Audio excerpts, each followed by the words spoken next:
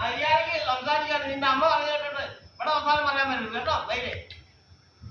നിന്റെ അമ്മ പറയുന്നത് കേട്ടിട്ട് നാട്ടുകാർ നിന്റെ എന്താടി കോപ്പുണ്ടാക്കുന്നത്?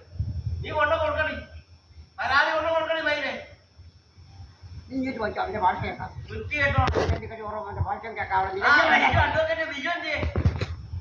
നീ ആ പിന്നെ പാലമുറ്റത്തെ ആ ചെറുക്കനെ പിടിച്ച് ഉണ്ടാക്കുന്ന അവൻ കണ്ടു വന്നിട്ട് അതിനായിട്ടാ നിങ്ങൾ വണങ്ങിയത്. ഓ അവള് ഫോട്ടോ എടുക്കും. അവളെ അമ്മയുടെ കൂലി, അവളെ അമ്മയുടെ കൂലി എടുക്കണി. നിന്റെ അമ്മയുടെ കാലിൽ ആവശ്യം തരാൻ പറ. ഓ ഫോട്ടോ എടുക്കുന്നു. ഓ മൈരേന്ന് ഞാൻ കണ്ടു ഉരുള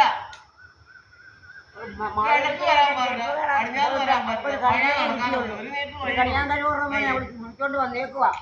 രാത്രി അവള് സന്ധ്യക്ക് വരും. അടുക്കള നാട്ടുകാരുടെ എല്ലാ അവസാനം എന്നിട്ട് അവളെ വിളിച്ചില്ല. അവള് പെരുമാറിന്റെ കൂടെ നിൽക്കത്തുള്ളൂ. ഈ കല്യാണത്തിന്റെ കൂടെ അവള് നിൽക്കത്തുള്ളൂ. ഹോട്ടലിൽ സത്മകരണി തമ്പുരാട്ട് കല്യാണന്റെ കൂടെ താമസിക്കത്തുള്ളൂ. അയ്യോ ദീപായ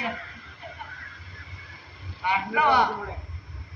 ഒരു ഭർത്താവല്ല, ഇനി എത്ര ഭർത്താവ് ഉണ്ടെങ്കിലും നന്നാ നിനക്ക് നന്നാ സുഖം വരത്തില്ല.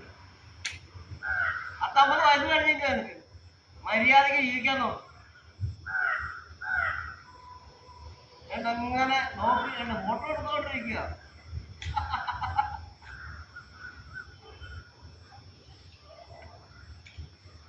പട്ടികൾ ഒരു മനുഷ്യൻ ജീവിക്കുന്നത് കണ്ടുകൂടാ.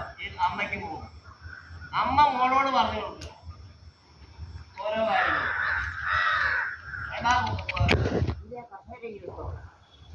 ആ ചെമ്മരിയാഷ്ട ഒന്നുള്ള സ്വന്തം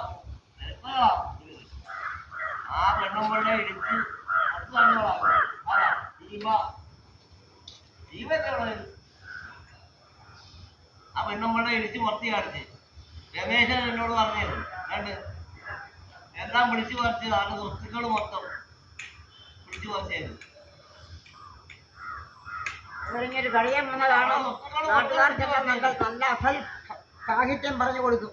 അവൻ